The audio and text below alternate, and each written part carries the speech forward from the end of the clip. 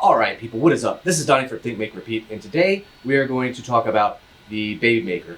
This is a new version of the Baby Maker, and this one has a TDR stock. The first one I made has a Bandit stock. That's not exactly what we're going to do today and talk about. The main part we're going to talk about is how to do your stenciling. There's a couple little gotchas and neat tricks that you need to do to get it on there easily and be able to stencil it properly. So we're just gonna go over those. So for me, I use an airbrush. It's kind of hard to see because I got the camera close in. Here is the airbrush I use. It is a very cheap $20 one off of Amazon. I have multiples of these. They seem to work pretty good. The first time I got into airbrushing, I bought like an $80 Badger, and that one sits there. I don't use it. These are easy. If they get super messed up, I just replace it. It's the best way for me. One of the stencils gets airbrushed, at least I do. You can hand brush it too, it's no big deal. The other one just gets laid on. So the TDR logo goes right up here at the top, and here is the stencil, and that one just gets placed on. That's why it's printed in white, or it's white vinyl. The other one, and it's going to be impossible to see because it's all white, is this guy, and it is the little, I don't know, it's a little symbol there. I don't know if there's one that goes on this side. I actually have to look back in the game. But what I'm going to do here today is just show you how to do one of each. And you can see I've already done this one, and this is airbrushed on. And one goes here for sure, and then one goes on this stock for sure. If you have the Bandit one, you wouldn't get the ones for here. You would just get the one or two if it's there. Sometimes you can reuse them. So I always try to put the proper amount in there in case you can't reuse it, because sometimes you just can't, and you want to get these things on. So the first thing that I'm going to show you is we're just going to take this and put this here. I'm sorry, I've been airbrushing a lot because I just finished this gun. I'm going to put this out there soon so you can pick which stock that you want.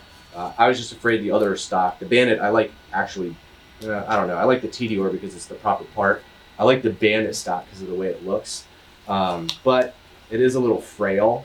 And if you're walking around at a con or something for a long time, you might want to go with this stock instead of the Bandit stock because it is sturdier.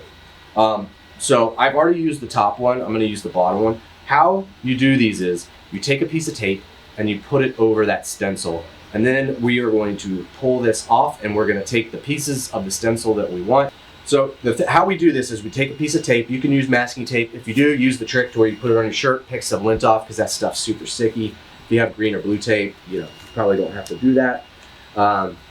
So I'm going to take this tape, put it over top, and then as you can see, the stencil is starting to come off with it. And most likely, all of it's going to come off because that's just the way it happens sometimes. So then you can start to fold it like that. And it's going to be impossible to see, but I have a little corner there. So I'm going to take these tweezers and take that part away.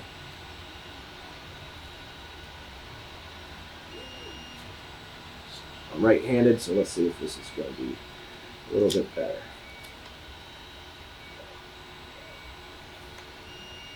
So I'm past the point of the part that I want to take off. Squeeze.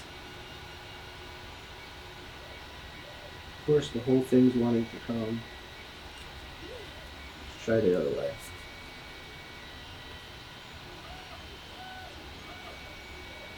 So going, pulling, I have the corner, I lock that corner down, and then keep.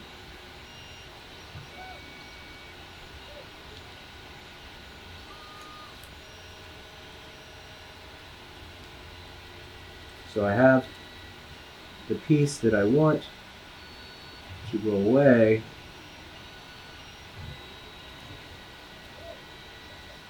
Down. There we go. So I want to keep the middle part, and that's good. So, all right. So that worked. Let's see if I can give you a close-up. All right. So you can see there how I bent it and then was able to get that piece off. The next part, there's a little thunderbolt in there, and I'm just going to take that out with the tweezers.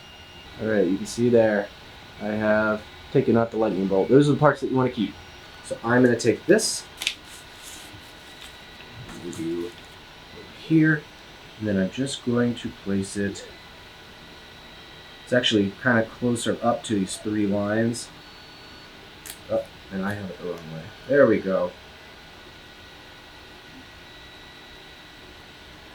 Just try to eyeball it, get it as close as I can. Then I'm going to make sure it's nice and sealed, because the last thing you want to do, especially if you airbrush, the last thing you want to do is have it lift up in an area and then paint get underneath it. That is happened to me so many times, and then I have to go I have to go repaint the entire part at that point, at least that area. So it's not a good thing. So I'm just sticking the vinyl down and slowly pulling this up. So we have our symbol. The next thing I'm going to do is mask off the surrounding area. Just make sure I don't get paint on stuff I don't want to. Alright, just gonna make sure it's stamped down. So for me, like I said, I'm gonna airbrush it. You could paint over it with a brush. If you do airbrush, I used to use these. This is just a airbrushing tip. I used to use these to mix up paint. They constantly clog my airbrush because you could never mix it properly. So I bought a bunch of these cups off Amazon. They're just like 2-ounce plastic cups. Take it, shake it. It gets it mixed up so much better for your airbrush. The only thing I would say is probably put a towel over top of it when you shake, because it will get you messy. The other things I use when I airbrush are, I use some of this. It's airbrush flow improver, just a couple drops of that. And then I just started using this big thing of reducer. This is what I mainly use to thin out my airbrush. I used to use like distilled water and sometimes alcohol. It never turns out the way I want it to. So with that said, I've already taken it, shaken it, mixed it up. I have some in my cup. I think I'm going to move the camera over here so you can actually see me. All right, so this is the blue I used. So for me, I'm just gonna lean it, spray it a little bit.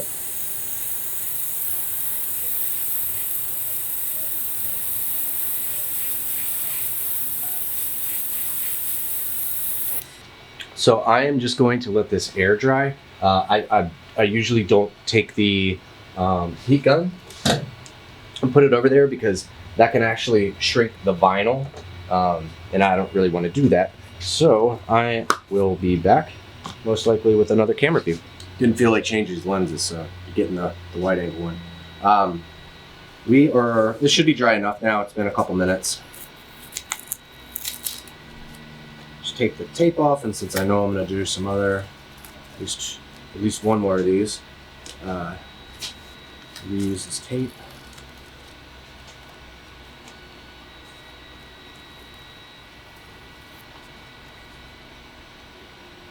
And then just to see if I can reuse this one, I'm going to try. The last one did not work out. Just going to try to put it back on there. Let's see if everything will come up with it. So if it does, then I can reuse it. If it doesn't, then it's not. So I'm going to grab my sharp tweezers. You can see here how it turned out. I did nick the corner just a little bit. That's fine. And on this one, it's just they stuck down too aggressively. So a trick you can do is for the corners that got a little pinched is here it is. All right. So once you have this guy and your backing is on there, do the trick that I've said in many other videos. Take it, put it on your shirt. Make sure the stencil's on there though, because what we're trying to do is get lint on the stencil, so that way it will be easier to come up when we go to pull it off. The same with the trick, if you're using crappy masking tape and you don't want it to rip up the paint. So that's that part. We are going to now do the TDR. TDR, there's one for each side. It goes right there. So we're going to do the same thing, and I have a piece of tape that is long enough. I'm actually going to cut this. I'm just going to take the tape and actually put it over top the whole thing if I get it right. Take that, brush it off, because of course my shop is filthy right now because I'm painting. I'm going to grab, I want the corner of both. There we go. I'm just gonna pull at this corner kind of down. We're gonna get off this. What we want here is the letters and the bar on the top.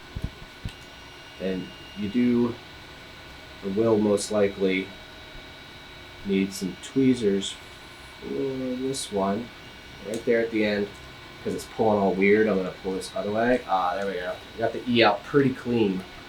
You will want some tweezers for this one because sometimes it's just hard to get these little ones out, like here. I mean, I could have gone slower and pulled a different way. Try to get it exactly where you want it, because once it's on there, I don't think you're gonna reposition very well. Mine's a little higher than what I want, but it's fine. Good thing about Borderlands stuff is none of it's perfect. It's just the art styles. So if you mess up, it's kind of like a happy accident. Oh, come on.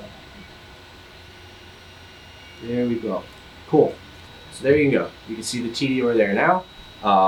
That just sits there. At the end, I'll polyurethane this. I think I'm gonna see if I can get some matte polyurethane because I really like the way this matte black turned out on this one. The first one I did was kind of shiny, so we'll see. All right, cool. So that is how you do your stencils. Not only on the baby maker, but that's how you just can do stencils in general. So if you don't even have this, you can just take that technique and use it elsewhere. But if you get the baby maker, this is how I do it. You can follow the same steps, do whatever you want. Doesn't matter to me. I just hope your prop turns out super cool. Thanks. I'm Donnie for Think, Make, Repeat, and I will see you guys later. Bye.